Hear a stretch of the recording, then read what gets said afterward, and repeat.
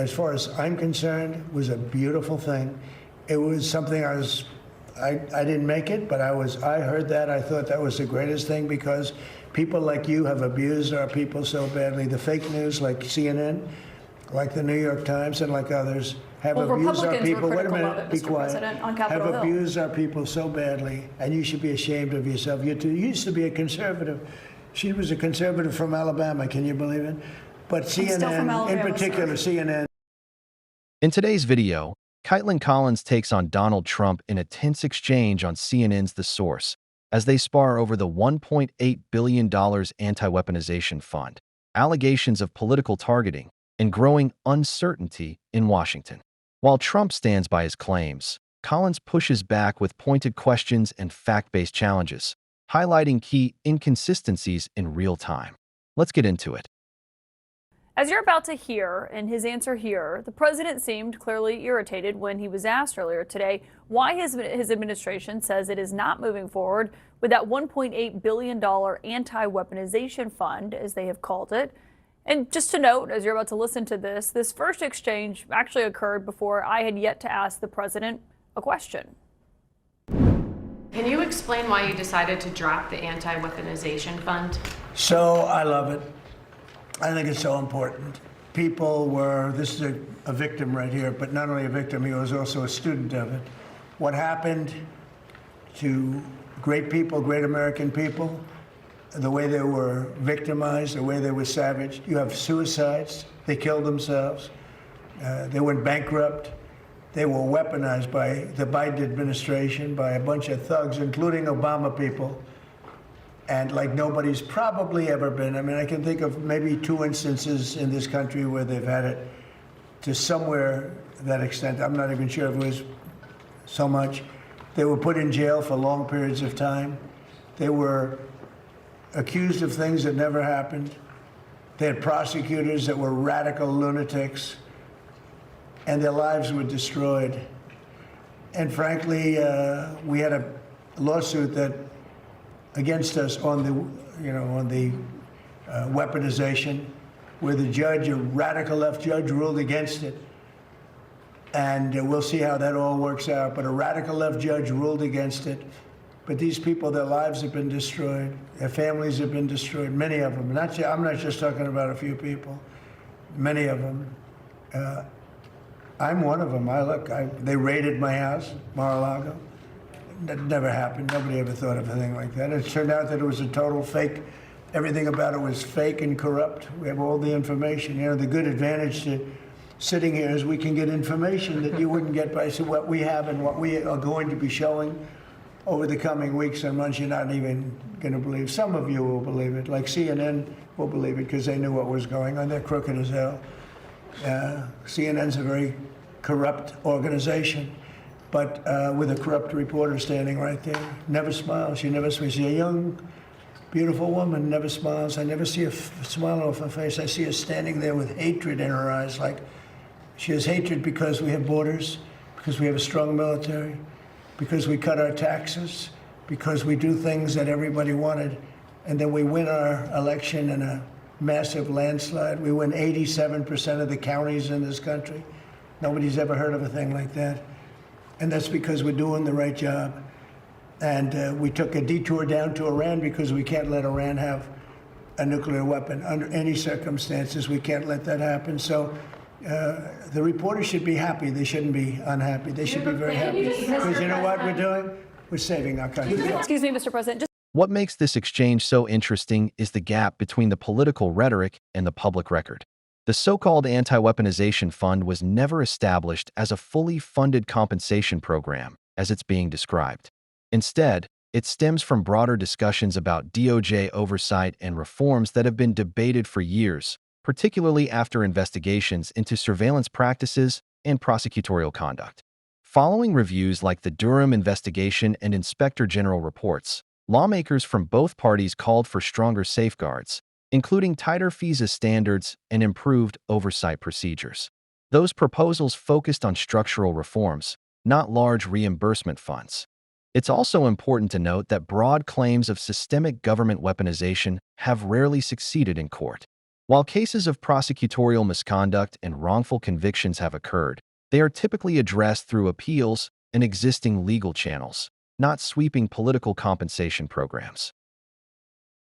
Just to clarify on what you were asked earlier, is the $1.8 billion DOJ fund dead or is it on hold?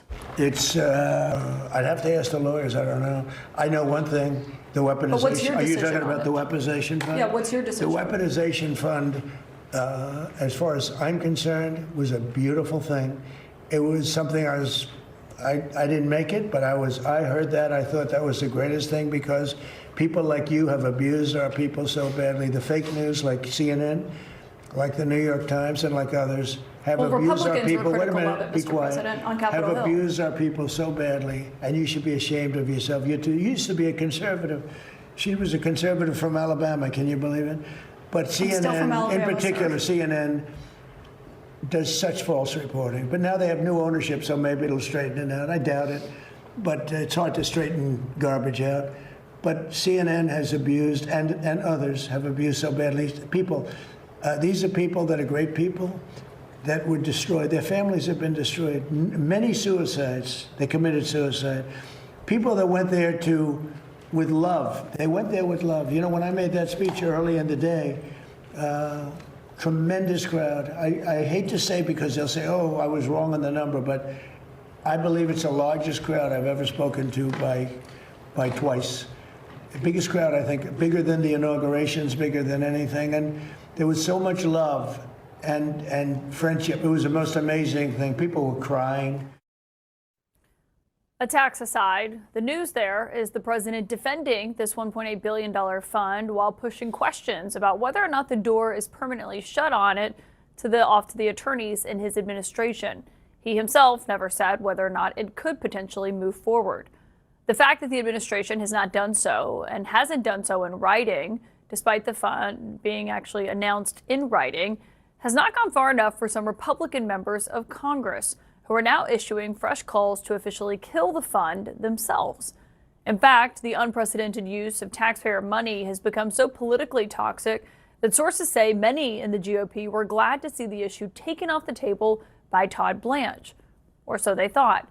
A brief reminder of what we heard from the acting attorney general on Capitol Hill. Look, we're not moving forward with the fund. We are not moving forward with the fund, period. We are not moving forward with the fund. Not moving forward ever. Correct. We're not moving forward with the fund. We're not moving forward with the fund. We're not moving forward with the fund. We're not moving forward with the fund. Now, before the president's answers today inside the Oval Office, we heard from the Senate Majority Leader, John Thune, who sounded upbeat and optimistic.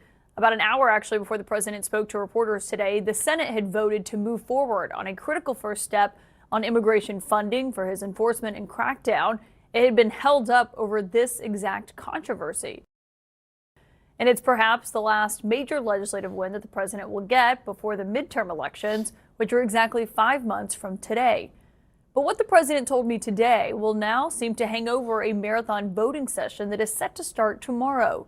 Republican leaders have been spending the night trying to calm members who refuse to back that plan or vote for it until they know for sure that this $1.8 billion fund from the DOJ is dead. Just listen to two Republican senators today before you heard the president crack that door back open. I think even DOJ knows that this was a bad idea, and what we need to do is provide finality. We got to either eliminate it, streamline it, guardrail it. It can't go in its current form, and if that's the only choice we should have, we should eradicate it. In general, I support what Senator Tillis is trying to do to make sure that the weaponization fund is not just mostly dead, that it's truly dead. I want to make sure it's not mostly dead. I want to make sure it's completely dead. Our CNN anchor and our chief congressional correspondent, Mani Raju, joins me now. And obviously, not having this in writing or not, they don't seem to think, these Republicans, which was the point of our questioning to the president today, they don't seem to think the administration has been definitive enough. Yeah, and look, this is just another example where Republicans want to pull their hair out on Capitol Hill. A perfectly laid plan, so they thought, until Trump comes out and says something else and completely cuts their legs from underneath them. I mean, remember, right before Memorial Day, before the Memorial Day recess where Congress left town for a week, they were going to pass $70 billion in new funding for related immigration enforcement priorities for this president. And then they dropped this $1.8 billion weaponization fund. That blew everything up because Republicans wanted to rein it in. They didn't know how to rein it in, and they knew if they added language to this bill, it would completely derail its chances of becoming law because Trump would ultimately veto it. So then Blanche says what he says. John Thune is happy. They can move forward with this bill. And now he says to you, and he's making very clear that he's not on the same page as Todd Blanche. And now this critical vote is happening tomorrow over this bill. I just want you to listen to what some of these members told me today when I asked them about the president making it very clear that in his mind, this is not a dead issue. The president said that today he would not rule out this fund moving forward again. Well, I am. So does that mean that you're going to still push ahead and try to kill it here? Of course. But to answer your question about the weaponization fund, this issue's not dead. It's not over. We have to fix the law. I feel very strongly about that. Should he say the weaponization fund is dead? Should I say that? Should he say that? I think you heard from the acting attorney general yesterday. Does that concern you, despite what Todd Blanche said yesterday? It's kind of surprising based on what Todd Blanche said yesterday. That's really the question here and the concern that a lot of Republicans have, because if listening to what the president said, if he had said what Todd Blanche said, then it would have been very easy to vote against some of these amendments tomorrow when they come to the Senate floor. But now that the president's keeping it over there open, it's going to put a lot of pressure on some of these key swing votes. You already heard Tom Tillis and Bill Cassidy. That's 2 Republicans. Can they get 2 more? Probably. Susan Collins, in a very difficult race, will have a very hard time voting against an amendment backed by Tom Tillis and Bill Cassidy to rein this in, as will others. At the heart of this clash is a much bigger issue than a single fund. It's about how Congress actually approves federal spending. Under U.S. appropriations law, any multi-billion-dollar DOJ program must be clearly authorized by Congress with specific funding language and committee approval. When details are unclear, lawmakers on both sides tend to push back. That's why the Senate reaction has been so intense. In a closely divided chamber, just a handful of swing votes can determine whether a proposal advances. The broader tension is between political messaging and legislative reality, especially during disputes even when an administration signals its disagreements over federal agencies remain forced lawmakers back to the negotiation table, a principle the Government Accountability Office has repeatedly reinforced. In other words, funding decisions can't simply be made through rhetoric alone. Timing is also a major factor. With key spending bills and election pressures converging, congressional leaders want to avoid delays. But when a controversial issue becomes politically symbolic, it can complicate negotiations and narrow the path to compromise. Tired of getting completely different versions of the same story from different news outlets? That's where Ground News comes in. It lets you compare how media organizations across the political spectrum are covering the same event, helping you see the full picture rather than just one side of the narrative.